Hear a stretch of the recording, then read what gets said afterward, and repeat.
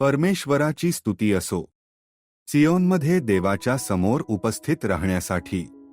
ज्या मनुष्याला तुझ्यापासून सामर्थ्य प्राप्त होते, ज्याच्या मनाला सियोनेच्या राजमार्गांचा ध्यास लागला आहे, तो केवढा धन्य. ते अधिकाधिक शक्ती पावत जातात. सियोनेत प्रत्येकाला देवाचे दर्शन लाभते. 84 स्तोत्रसंहिता 5 आणि 7 वचन. जेव्हा पलिष्ट्यांच्या देशात असलेला परमेश्वराचा कोष इस्रायेलाकडे परत पाठवण्यात आला, ते एका गाडीवर ठेवण्यात आले आणि ते ओढण्यासाठी बैलांना जुंपण्यात आले. ती गाडी इस्रायेलच्या दिशेने गेली, कारण त्यावर देवाच्या सामर्थ्याचा कोष ठेवलेला होता. जेव्हा आपण इस्रायेलच्या लोकांचा विचार करतो, तेव्हा याकोबाचा देव हेच त्यांचे सामर्थ्य होते. म्हणूनच आपल्यासाठी एक दृष्टांत म्हणून, जेव्हा देवाने आपल्या इस्रायल लोकांना मिस्रमधून सोडवले आणि रानावनातून कनान देशाकडे नेले, तेव्हा त्यांना मार्ग दाखवण्यासाठी खुद्द परमेश्वरच त्यांच्या पुढे चालला. कारण जे परमेश्वर त्यांचे सामर्थ्य होते, ते त्यांच्याबरोबर होते. म्हणून त्यांच्या वंशांमध्ये एकही अशक्त व्यक्ती नव्हती. शिवाय त्यांचा देव त्यांच्यासोबत असल्यामुळे त्यांच्याकडे रानबैलांसारखे सामर्थ्य होते. देव त्यांचे सामर्थ्य असल्यामुळे देवाने त्यांना कनान देशात नेले.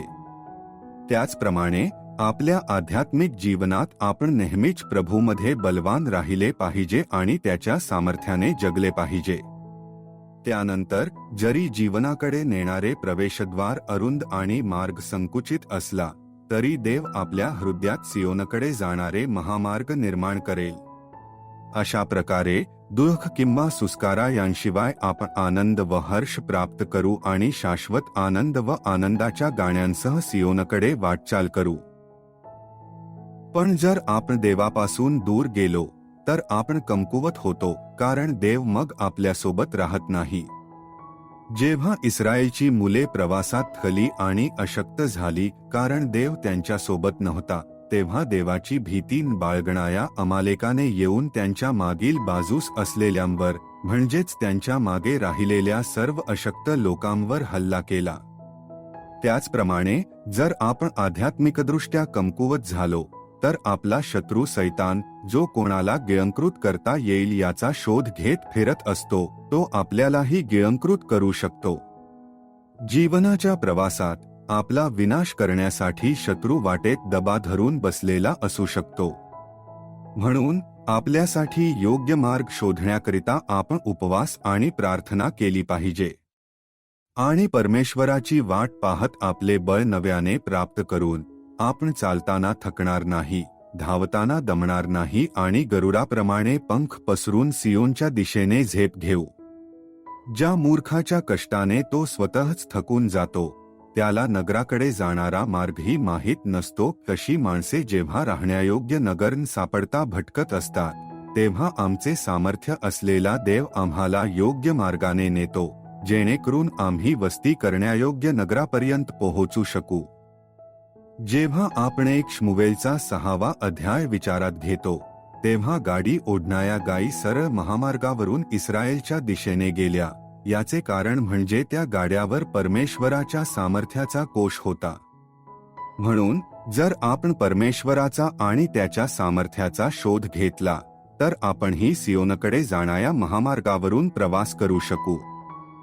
शिवाय जर आपल्याला त्या मार्गाने प्रवास करायचा असेल, तर त्या गायींमध्ये आढळणारी काही वैशिष्ट्ये आपल्यामध्येही असायला हवी. सर्वप्रथम, त्या आपल्या वासरांच्या मागे गेल्या नाहीत.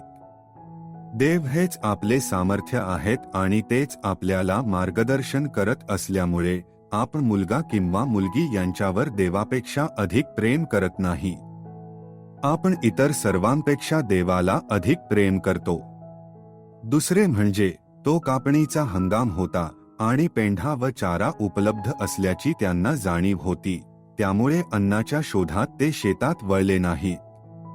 त्याचप्रमाणे आपण काय खावे, काय प्यावे किंवा काय परिधान करावे अशा ऐहिक गोष्टींविषयी चिंता करत नाही, तर त्याऐवजी आपण प्रथम देवाचे राज्य आणि त्याचे नीतिमत्व शोधतो.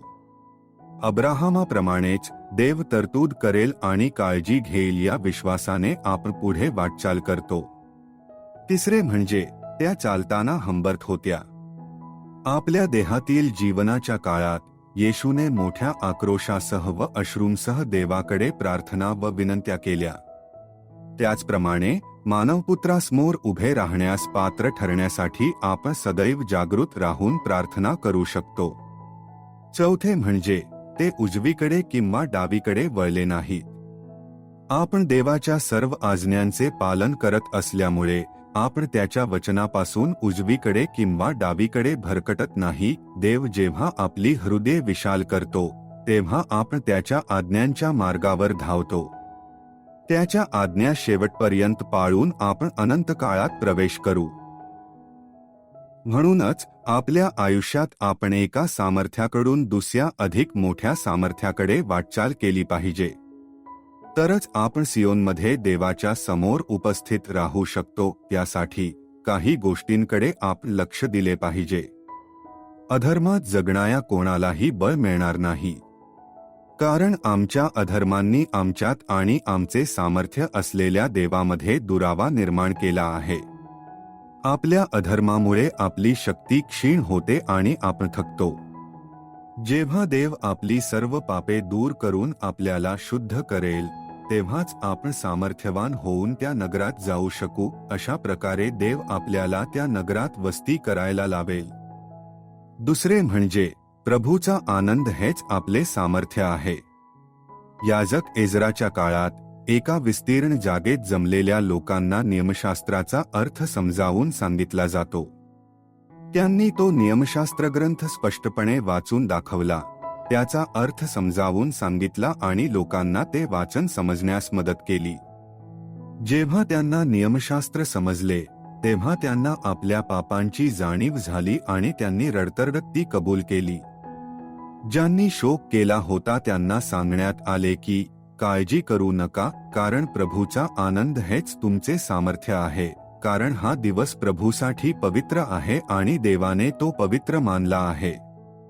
त्याचप्रमाणे जेव्हा दाविदाने आपली पापे कबूल केली आणि शुद्धीकरणासाठी प्रार्थना केली तेव्हा त्याने देवाला अशीही विनंती केली की त्याने त्याला आनंद व हर्ष ऐकायला द्यावा आणि त्याला तारणाचा आनंद पुन्हा प्राप्त करून द्यावा. देव आपल्या पापांची आणि अधर्मांची क्षमा करत असल्यामुळे आपल्याला बळ देण्यासाठी आणि आपले रक्षण करण्यासाठी तो आपल्याला सुटकेच्या गाण्यांनी वेढून घेतो. शिवाय आपण ज्या मार्गाने जावे त्या मार्गाविषयी तो आपल्याला सूचना देतो आणि शिकवतो. म्हणूनच जेव्हा देव आपल्याला उपवास, शोक आणि गोणपाटाचे वस्त्र परिधान करून पश्चात्ताप करण्यास बोलावतो तेव्हा आपण खाणेपिणे आणि आनंदोत्सव चालू ठेवता कामा नये. जर आपण तसे केले तर आपल्या मृत्यूपर्यंत आपले अधर्म पुसले जाणार नाहीत. उपवास, प्रार्थना आणि आपल्या अपराधांची कबुली यांद्वारे आपण शुद्ध व पवित्र होतो. म्हणूनच आपण प्रभूच्या जवळ जावे, सदैव आनंद करावा आणि त्याच्यामध्ये सामर्थ्यवान व्हावे. देवाच्या उपस्थितीत आनंदाची परिपूर्णता आहे. म्हणूनच प्रभूचा आनंद हेच आपले सामर्थ्य बनते. त्यामुळे आपल्याला बळ मिळते आणि देव आपल्याला जीवनाचा मार्ग दाखवतो. तिसरे म्हणजे बाप्तिस्मा घेऊन आणि पापांची क्षमा मिळाल्यानंतर पौलाने अन्न ग्रहण केले आणि त्याला बळ मिळाले हे आपल्याला दिसून येते. येशू म्हणाले की जर आपण अन्नाशिवाय उपाशी राहिलो तर वाटेतच बेशुद्ध पडू. तरीही ज्या अन्नावर आपण जगतो ते केवळ भाकर नव्हे तर देवाच्या मुखातून निघणारे प्रत्येक वचन होय असे येशू म्हणतात. म्हणून आपण नाशवंत अन्नासाठी नव्हे तर अनंत काळापर्यंत टिकणाऱ्या अन्नासाठी श्रम केले पाहिजेत जे येशू आपल्याला देईल. म्हणून आपण देवाची वचने शोधून ती खाल्ली पाहिजेत जेणेकरून ती आपल्या हृदयाचा आनंद व उल्हास बनतील.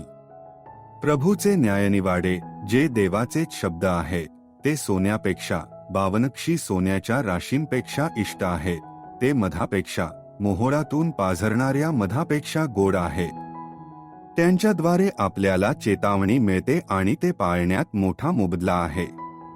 म्हणून आपण देवाच्या वचनाला आपल्या आवश्यक अन्नापेक्षाही अधिक महत्त्व देऊया आणि त्याच्या मुखाच्या आज्ञांपासून दूर न जाता ते जपून ठेवूया. जर आपण त्याच्या मार्गापासून विचलित न होता त्याच्या पावलांवर पाऊल टाकले आणि त्याच्या आज्ञांच्या मार्गावरून चाललो, तर तो मार्ग सियोनकडे जाणारा महामार्ग बनतो. मग आपण एका सामर्थ्याकडून दुसऱ्या सामर्थ्याकडे प्रगती करत जाऊ आणि अखेरीस सियोनमध्ये देवाच्या समोर उपस्थित राहू. आपला परमेश्वर देव त्याकरिता आपल्याला मदत करो आणि तयार करो.